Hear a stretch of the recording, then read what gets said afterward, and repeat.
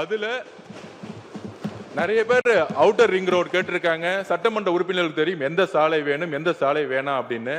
C அவர்களிடம் உத்தரவிட்டிருக்காரு, சட்டமன்ற உறுப்பினரோட கோரிக்கை கேட்டு ப்ராஜெக்டை கொண்டு வாங்க அப்படின்னு.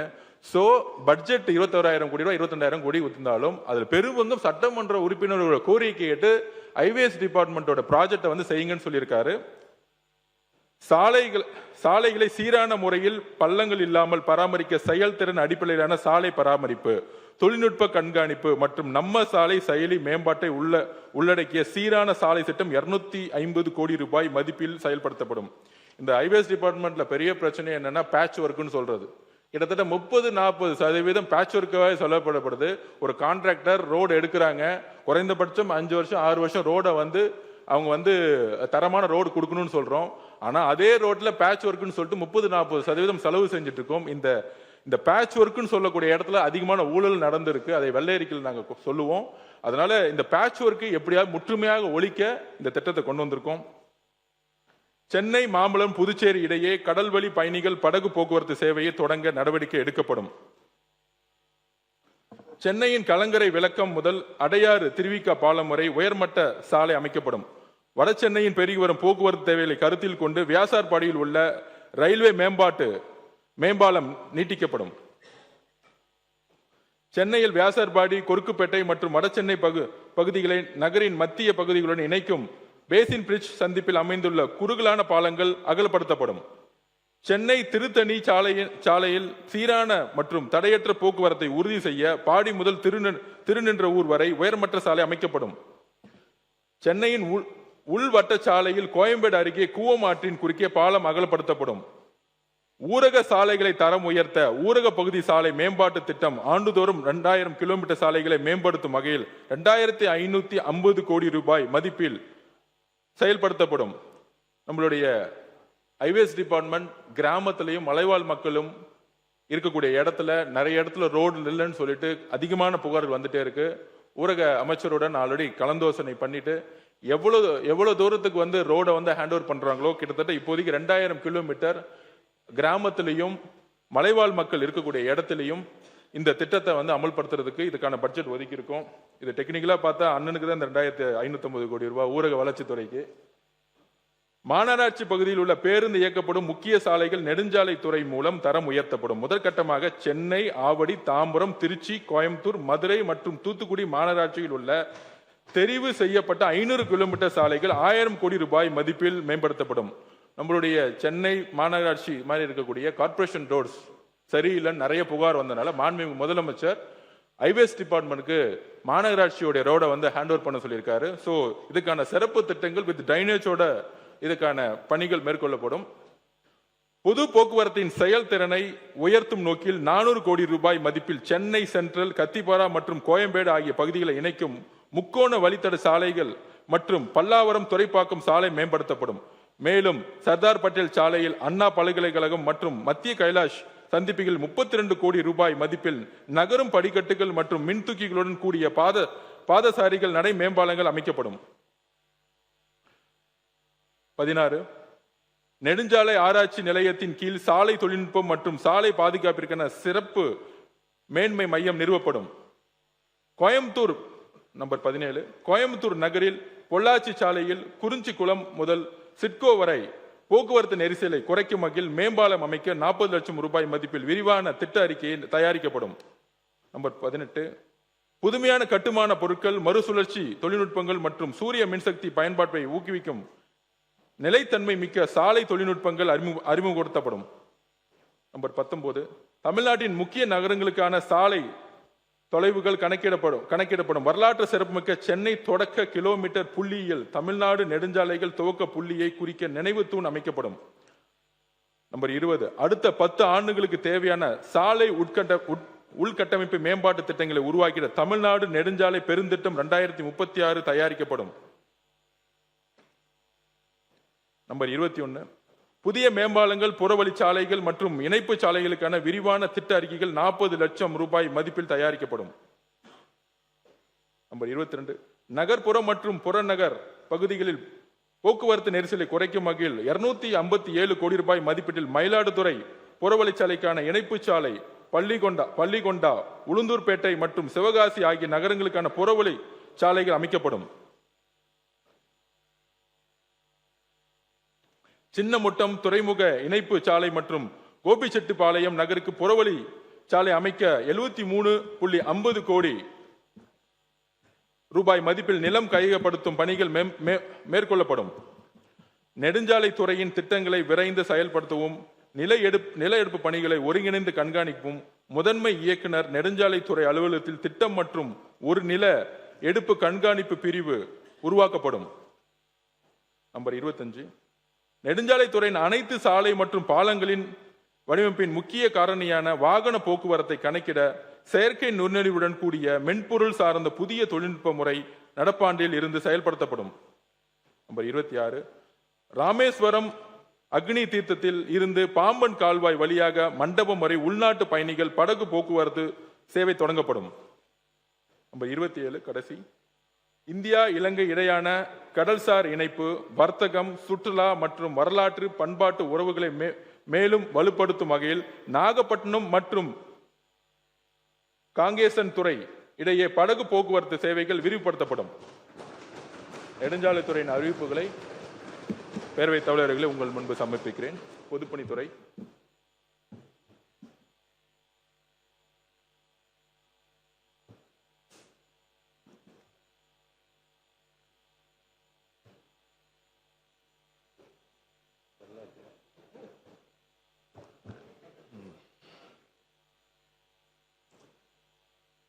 பொதுப்பணித்துறை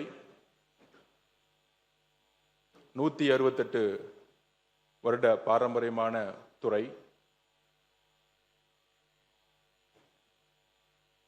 பொதுப்பணித்துறையில் நெடுஞ்சாலைத்துறையிலும் காரல் மார்க்ஸ் கூறியது போல ஒரு புதிய விஷயத்தை உருவாக்கணும்னா, ஒரு புதிய செயல் திட்டங்களை உருவாக்கணும், பழைய திட்டங்களை முற்றுமாக அழிக்கணும்னு சொல்லுவாரு.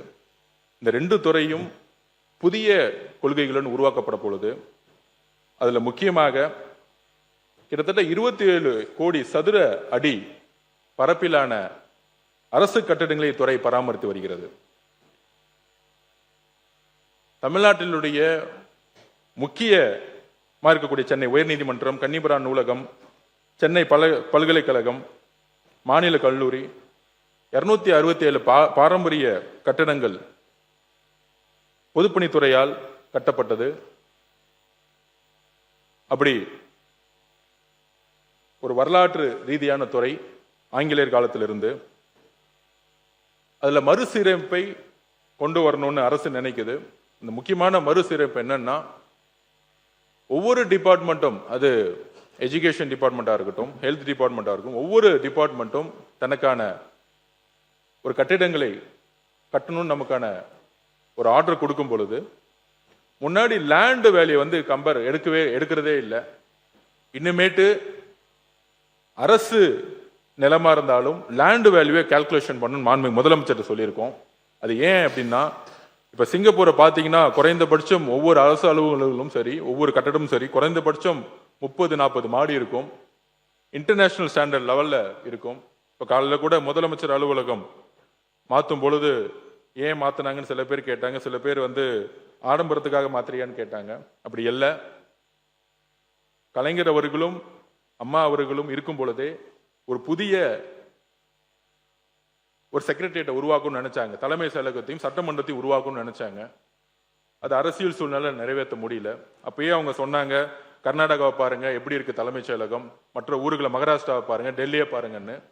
ஸோ நமக்கான 100 வருஷமா ஒரே பில்டிங், ஆனா நிர்வாக மாற்றத்துக்கு ஏற்ற மாதிரி அலுவலகம் கிடையாது, சட்டமன்றம் கிடையாது. அப்ப அதுக்கேற்ற மாதிரி நம்ம ஒரு அப்டேட் பண்ணணும். அது அரசு அலுவலகங்கள் பார்த்தீங்கன்னா இந்த G+3, G+5, G+7 இந்த கான்செப்ட்ல தான் இருக்கு. அதாவது கோயம்புத்தூர்ல நாங்கள் ஒரு ப்ராஜெக்டை பார்த்தோம், கிட்டத்தட்ட 2 ஏக்கர்.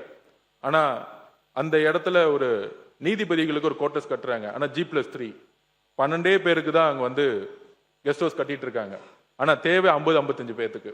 திருப்பி 3 வருஷம் கழிச்சு அதே டிபார்ட்மெண்ட் பட்ஜெட்டை ஒதுக்குறாங்க, திருப்பி PWD வராங்க, திருப்பி இன்னொரு இடத்த தேடுறாங்க. அப்ப அதே இடத்துல ஒரு தனியார் நிறுவனம், ஒரு கன்ஸ்ட்ரக்ஷன் கம்பெனி ஒரு 2 ஏக்கர் கொடுத்தா அவங்க 4.5 FSI வரைக்கும் அவங்க தன்னுடைய ப்ராஜெக்டை சப்மிட் பண்றாங்க.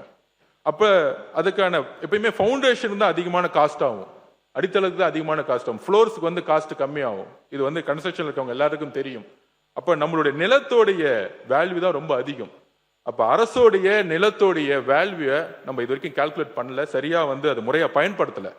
ஸோ இன்னுமேட்டு முதலமைச்சர் சொல்லிட்டோம், அரசோடைய ஒவ்வொரு ஸ்கொயர் ஃபீட்டும் நிலம்ங்கிறது நம்ம வந்து அதுக்கான வேல்யூவை நம்ம வந்து கரெக்டாக கால்குலேட் பண்ணணும். அந்த இடத்துல கவர்மெண்ட் என்ன எஃப்எஸ்ஐ கொடுத்துருக்காங்களோ அந்த அளவிற்கு அது 20 மாடியோ 25 மாடியோ 30 மாடி வரைக்கும் இன்னுமேட்டு அரசு துறை நிறுவனங்களை நம்ம உருவாக்கணும். ஒரு ஃபாரின் கண்ட்ரீஸ்ல இருக்கிற மாதிரி லேட்டஸ்டா பிடபிள்யூ டிபார்ட்மெண்ட் வந்து எல்என்டி டிபார்ட்மெண்டோடையும் டாடா கன்ஸ்ட்ரக்ஷனோடையும் போட்டி போடணும். அந்த மாதிரி ஒரு நிறுவனங்களை நம்ம உருவாக்கணும்.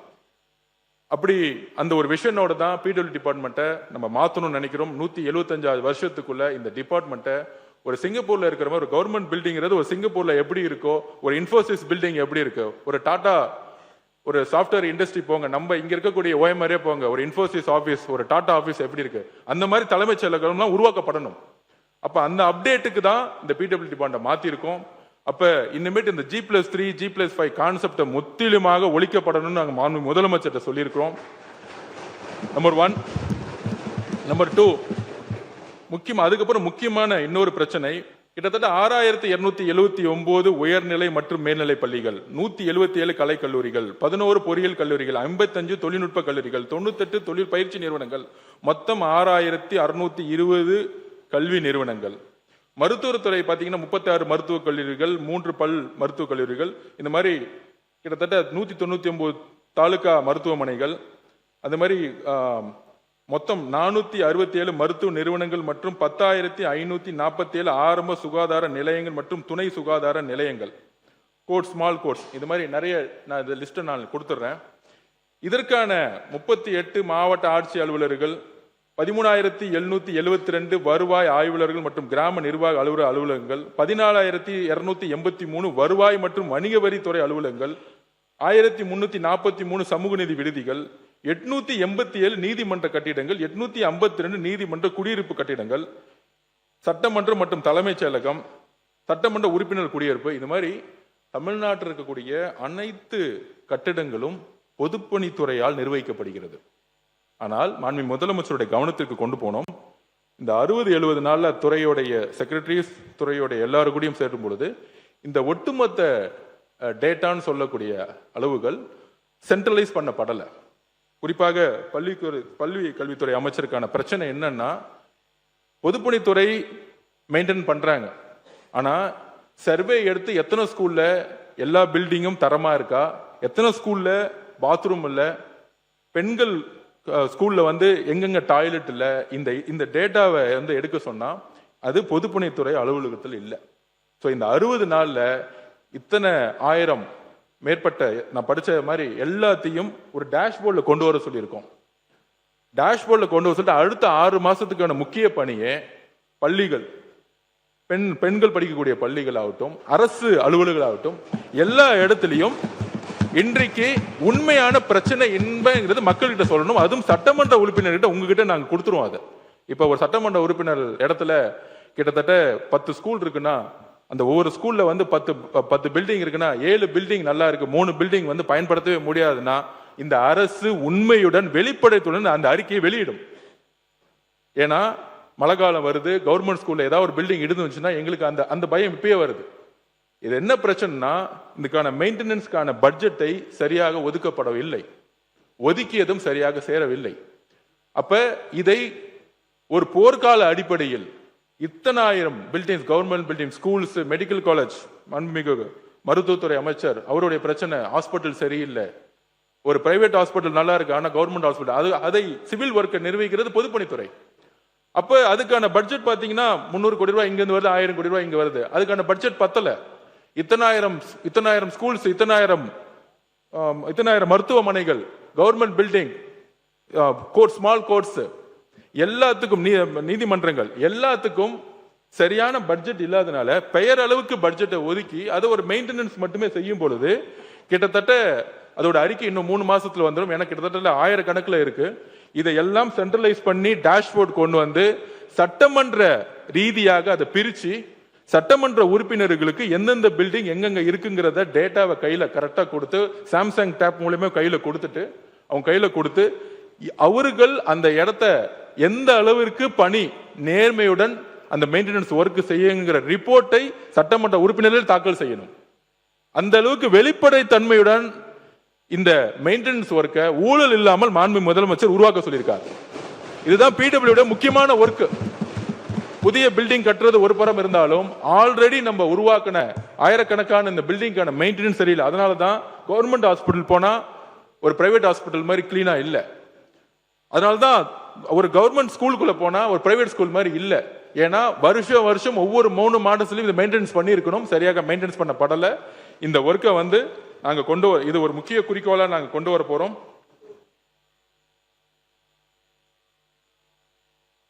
அறிவிப்பு. மாண்புமிகு பேரவைத் தலைவர்களே, பொதுப்பணித்துறையுடைய அறிவிப்பு.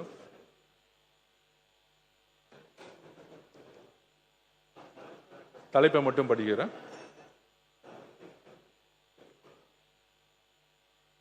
நம்பர் 1,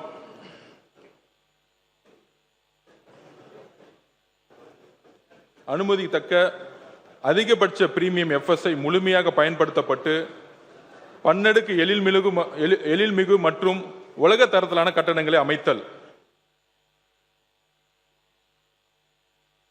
நம்பர் 2, பணி வாய்ப்புக்காக காத்திருக்கும் பொறியியல் பட்டதாரிகளுக்கு பொதுப்பணித்துறை ஒப்பந்தங்களில் சலுகையுடன் வாய்ப்பு வழங்கப்படும். இதுதான் மாண்பு சட்டமன்ற உறுப்பினர் சொன்னாரு.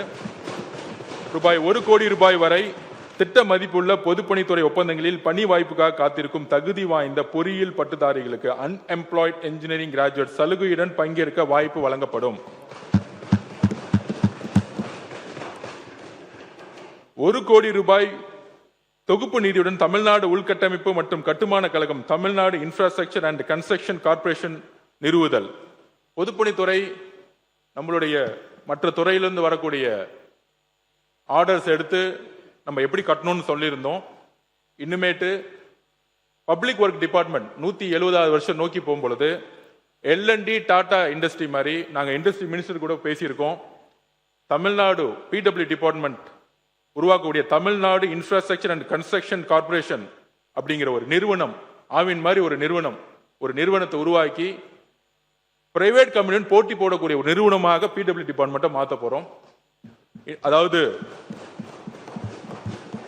மாநிலத்தில் நடைபெறவுள்ள 200 கோடி ரூபாய்க்கு மேற்பட்ட அரசு கட்டட பணிகளை மேற்கொள்ளுதல், பயன்படாத அரசு நிலங்களில் வருவாய் உருவாக்கும் வகையில் கட்டடங்களை உருவாக்கல், தேசிய மற்றும் சர்வதேச அளவில் நடைபெறும் பல்வேறு தனியார் நிறுவனங்களுக்கு தேவையான கட்டடம் கட்டுவதற்கு கோரப்படும் ஒப்பந்தங்களில் பங்கேற்றல்.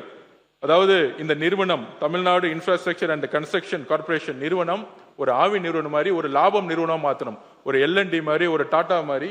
இப்ப இண்டஸ்ட்ரி மினிஸ்டர் வந்து கிட்டத்தட்ட ஒரு 30-40 எம்ஓவி போடுறாங்க. ஒரு பெரிய நிறுவனங்கள் வரும்போது அவங்களுடைய முதல் தேவை சாலைகள். அந்த சாலைகளுக்கு அப்புறம் ஒரு இண்டஸ்ட்ரியல் பார்க்குக்கான ஒரு ஃபேக்டரிக்கான ஒரு கன்ஸ்ட்ரக்ஷன் கேட்பாங்க. அந்த கன்ஸ்ட்ரக்ஷனை பிடபிள்யூ டிபார்ட்மெண்ட்டுக்கு இண்டஸ்ட்ரி டிபார்ட்மெண்ட் கொடுக்கும் பொழுது அதில் நாங்கள் தரமான ஒரு இன்ஃப்ராஸ்ட்ரக்சரை பிரைவேட் கம்பெனிக்கு உருவாக்குறதுக்கு நாங்கள் ரெடியா இருக்கிறோம். பெரிய கார் நிறுவனங்களாகட்டும், பெரிய சாஃப்ட்வேர் நிறுவனங்களாக இருக்கட்டும், தமிழ்நாடு கவர்மெண்டே அதற்கான கட்டடங்களை கட்டுவதற்கான இன்ஃப்ராஸ்ட்ரக்சரை உருவாக்கப்பட்டு விட்டது. இந்த துறை ஒரு இன்டர்நேஷனல் ஸ்டாண்டர்ட் லெவல்ல எல்என்டியோட டாடாவோட மோதணும் அப்படிங்கிற ஒரு விஷயத்துக்காக இந்த நிறுவனத்தை உருவாக்கி இருக்கோம். நம்பர் 4, பணி முன்னேற்றம் தர கட்டுப்பாட்டை கண்காணித்தல் மற்றும் வெளிப்படை தன்மைக்காக ஒரு செயலியை ஆப் உருவாக்குதல். நம்பர் 5, பொதுப்பணித்துறையில் ஒப்பந்ததாரர்கள் பதிவு முறையை மேலும் எளிமைப்படுத்துதல். நம்பர் 6, அரசு மருத்துவமனைகளின் பராமரிப்பு பணிகளை நவீனப்படுத்தும் நோக்கில் ஏஐ தொழில்நுட்பத்துடன் கட்டட மேலாண்மை முழுமையாக டிஜிட்டல் மயமாக்குதல். 6 மொத்த அறிவிப்பு 6.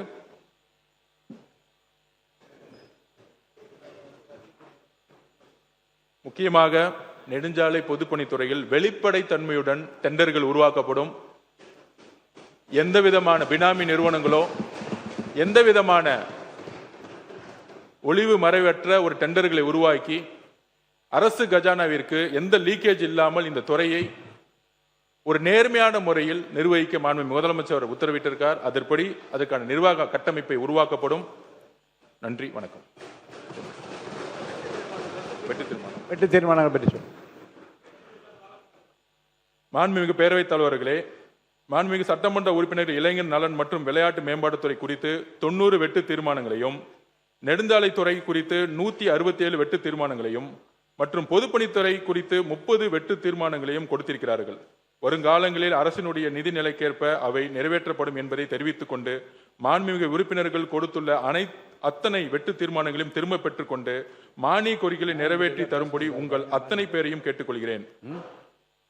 இந்த மானிய கோரிக்கைக்கு உதவிய மாண்புமிகு முதலமைச்சர் அவர்களுக்கும், துறை ரீதியான அனைத்து செயலாளர் அவர்களுக்கும், தலைமைச் செயலர், நிதித்துறை செயலாளர், முதலமைச்சர் அலுவலகத்தில் உள்ள S1, S2, S3, S4 அனைத்து அலுவலர்களுக்கும் என்னுடைய நன்றியை தெரிவித்து, மாண்புமிகு பேரவைத் தலைவர் அவர்களே, உங்கள் அனைவருக்கும் நன்றி கூறி எனது உரையை நிறைவு செய்கிறேன். நன்றி, வணக்கம்.